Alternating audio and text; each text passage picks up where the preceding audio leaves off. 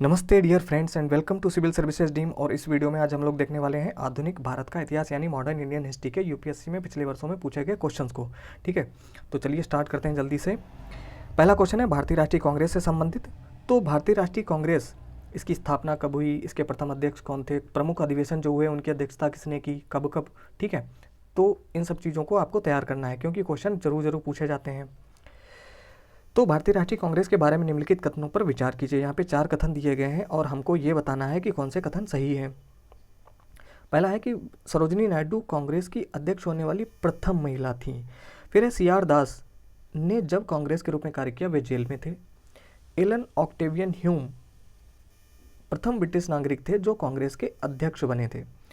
Alfred web 1894 में कांग्रेस के अध्यक्ष बने थे। तो बताना यह है कि कौन से इसमें कथन सही है। देखो भाई, सरोजिनी नायडू जी जो थी कांग्रेस की अध्यक्षा बनी थी 1925 में, जो कानपुर में अधिवेशन हुआ था उसकी वो अध्यक्षा रही थी। ठीक है, लेकिन ये प्रथम महिला नहीं थी कांग्रेस की। इससे पहले 1917 में जो कलकत्ता में अधिवेशन हुआ था उसकी जो अध्यक्ष थी या अध्यक्षा थी वो एनी बेसेंट थी। ठीक है, तो एनी बेसेंट जो थी वो प्रथम महिला थी अध्यक्ष। अगर यहाँ ये कहा जाता कि प्रथम भारतीय महिला तब ये स्टेटमेंट करेक्ट हो सकता था। ठीक है, लेकिन यहाँ पर लिखा हुआ है कि प्रथम महिला, जो कि गलत हो गया। तो पहला वाला जैसे ही गलत होता है तो आपका डी वाला नहीं होगा और ए वाला भी नहीं होगा। तो 2 अभी भी हमारे सामने है ऑप्शन सी आर दास। हाँ, तीसरा आप देखिए जरा, इसमें लिखा हुआ है एलन ऑक्टेवियन ह्यूम प्रथम ब्रिटिश नागरिक थे जो कांग्रेस के अध्यक्ष बने थे। तो एलन ऑक्टेवियन ह्यूम साहब जो थे इन्होंने कांग्रेस की स्थापना की थी, ना कि अध्यक्ष। ठीक है, 1885 में कांग्रेस की स्थापना यानी संस्थापक थे उसके। ठीक है, तो तीसरा भी यहाँ से गलत हो जाता है। ठीक है, तो पहला और चौथा तो पहले से ही नहीं था, तीसरा और गलत हो गया हमारा। ठीक है, तो हमारा आंसर आ गया बी वाला। ठीक है, सी आर दास ने जब कांग्रेस के रूप में कार्य किया था तो वो जेल में थे, ये सही है। और अल्फ्रेड वेब 1894 में कांग्रेस के अध्यक्ष रहे थे। मद्रास में जो अधिवेशन हुआ था 1894 में उसकी अध्यक्षता की थी अल्फ्रेड वेब ने। ठीक है जी, चलिए आगे बढ़ते हैं। अगला क्वेश्चन है 1927 में साइमन कमीशन का बहिष्कार किया गया था क्योंकि। तो साइमन कमीशन 1927 में आया था, ये तो आप जानते ही हैं, लेकिन उसका बहिष्कार क्यों किया गया था, क्यों विरोध किया गया था उसका। कमीशन में कोई भारतीय सदस्य नहीं था, या फिर वह मुस्लिम लीग का समर्थन करती थी, या फिर कांग्रेस का विचार था कि भारतवासियों को स्वराज्य मिलना चाहिए, या फिर सदस्यों के बीच मतभेद था। ठीक है, तो साइमन कमीशन का बहिष्कार इसलिए किया गया था क्योंकि इस कमीशन या आयोग, साइमन आयोग या साइमन कमीशन में 7 सदस्य थे, ये तो पता ही होगा। तो उन वे 7 सदस्य जो थे वो अंग्रेज थे, उसमें कोई भी भारतीय सदस्य नहीं था, और यही इसका करेक्ट आंसर है। अगला क्वेश्चन है, नीचे दिए गए कथनों पर विचार कीजिए। असहयोग आंदोलन के फलस्वरूप। ठीक है, यहाँ पे 4 स्टेटमेंट दिए गए और आपको बताना है कौन कौन से सही है। तो असहयोग आंदोलन के फलस्वरूप कांग्रेस सर्वप्रथम जन आंदोलन बनी, हिंदू मुस्लिम एकता में वृद्धि हुई, जनता के मन में ब्रिटिश शक्ति का भय हट गया, ब्रिटेन की सरकार भारतीयों को राजनीतिक रियायतें देने को राजी हुई। तो असहयोग आंदोलन हुआ, उसके बाद क्या हुआ। ठीक है, असहयोग आंदोलन का प्रभाव क्या पड़ा, उससे संबंधित आपको बताना है कौन से करेक्ट स्टेटमेंट यहाँ पे दिए गए हैं। ठीक है, तो असहयोग आंदोलन हुआ कब था, ये तो आप जानते ही होंगे। 1920 में, 1920 में असहयोग आंदोलन हुआ था। खिलाफत आंदोलन साथ साथ हुए थे, असहयोग आंदोलन और खिलाफत आंदोलन। ठीक है, तो उसमें क्या हुआ कि हिंदू मुस्लिम एकता देखने को मिली थी, तो दूसरा स्टेटमेंट तो करेक्ट हो गया। ठीक है, तो हमारा सी वाला नहीं होगा और डी वाला नहीं होगा। उसके बाद तो देखने को मिली, और इसका प्रभाव ये हुआ कि जनता के मन में ब्रिटिश शक्ति का भय हट गया था, तो ये स्टेटमेंट भी सही है। ठीक है, तो सर्वप्रथम जन आंदोलन बनी, ये बात भी गलत है, और ये वाली बात भी गलत है। ठीक है, यहाँ पर दूसरा और तीसरा ये सही है। ठीक है, चलिए आगे बढ़ते हैं। ब्रिटिश सरकार और महात्मा गांधी के मध्य सन 1934 में हस्ताक्षरित पूना समझौते में प्रावधान था।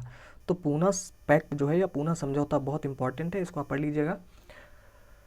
तो ब्रिटिश सरकार और महात्मा गांधी के मध्य 1934 में हस्ताक्षरित पूना समझौते में प्रावधान था। क्या प्रावधान था, भारत के लिए डोमिनियन स्थिति बनाए जाने का, या फिर मुसलमानों के लिए पृथक निर्वाचन क्षेत्र का प्रावधान था, या फिर हरिजनों के लिए पृथक निर्वाचन क्षेत्र का प्रावधान था, या फिर हरिजनों के लिए आरक्षण सहित संयुक्त निर्वाचन क्षेत्र का प्रावधान था। तो प्रावधान क्या था उसमें, देखो पूना समझौते में ये होता 1934 में कि पृथक निर्वाचन की व्यवस्था जो थी उसको समाप्त कर दिया था। ठीक है, पृथक निर्वाचन की व्यवस्था को समाप्त कर दिया गया था और संयुक्त निर्वाचन की व्यवस्था को लाया गया था आरक्षण के साथ में हरिजनों के लिए। ठीक है, ये डी वाला स्टेटमेंट करेक्ट है। हरिजनों के लिए आरक्षण सहित संयुक्त निर्वाचन क्षेत्र का प्रावधान किया गया था। ठीक है जी, चलिए आगे बढ़ते हैं। निम्नलिखित घटनाओं का सही अनुक्रम क्या है? तो अनुक्रम वाले यानी क्रोनोलॉजी वाले क्वेश्चन बहुत ज़्यादा पूछे जा रहे हैं। तिलक का होम रूल लीग, कामागाटा मारू प्रसंग और महात्मा गांधी का भारत आगमन, तो इनमें से क्रम से आपको बताना है। जो घटना सबसे पहले हुई उसको पहले रखना है, फिर बाद में। ठीक है, तो गांधी जी दक्षिण अफ्रीका से भारत आए थे। कब आए थे? 1915 में, 1915 में दक्षिण अफ्रीका से गांधी जी भारत वापस आए थे, तो ये तो पता ही है। कामागाटा मारू जो प्रकरण या प्रसंग जो हुआ था, ये कब हुआ था?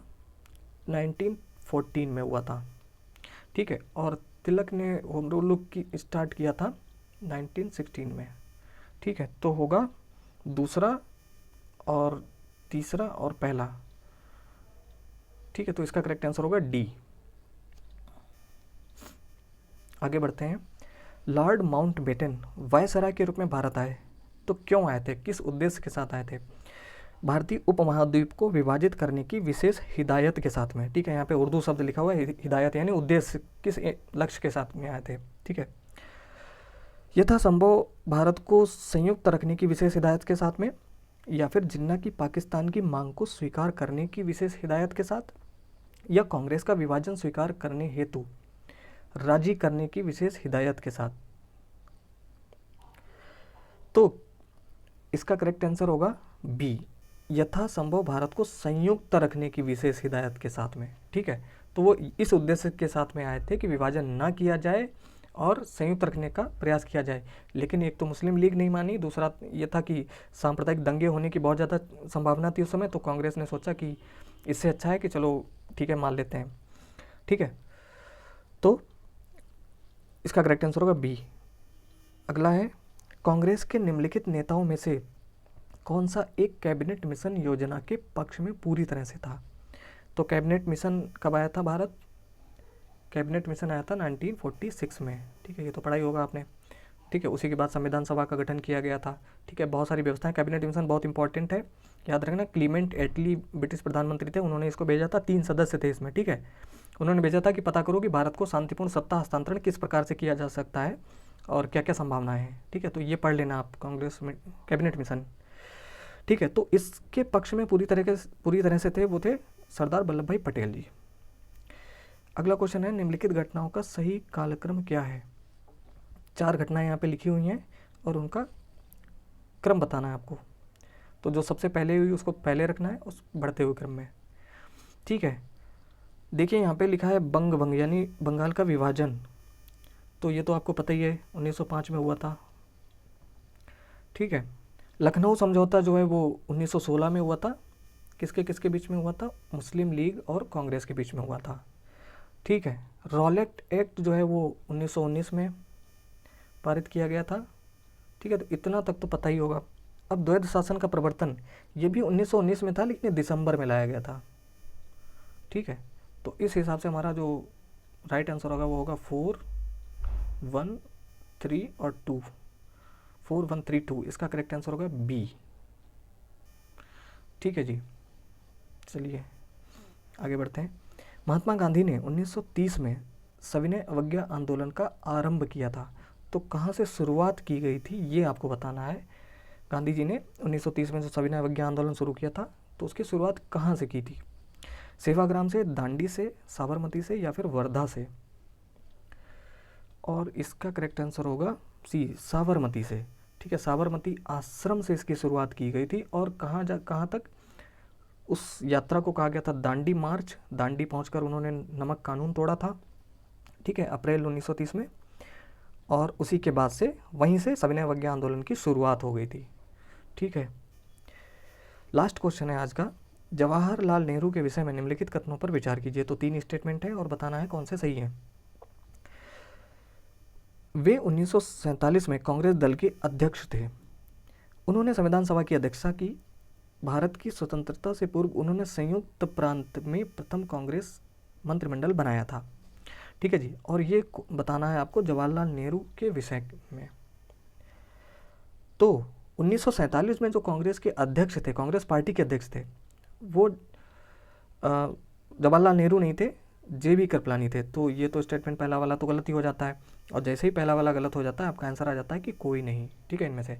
लेकिन आगे भी देख लीजिए, उन्होंने संविधान सभा की अध्यक्षता की थी 1947 में, अध्यक्षता की थी, तो ये भी गलत है क्योंकि डॉक्टर राजेंद्र प्रसाद ने की थी। भारत की स्वतंत्रता से पूर्व उन्होंने संयुक्त प्रांत में प्रथम कांग्रेस मंत्रिमंडल बनाया था।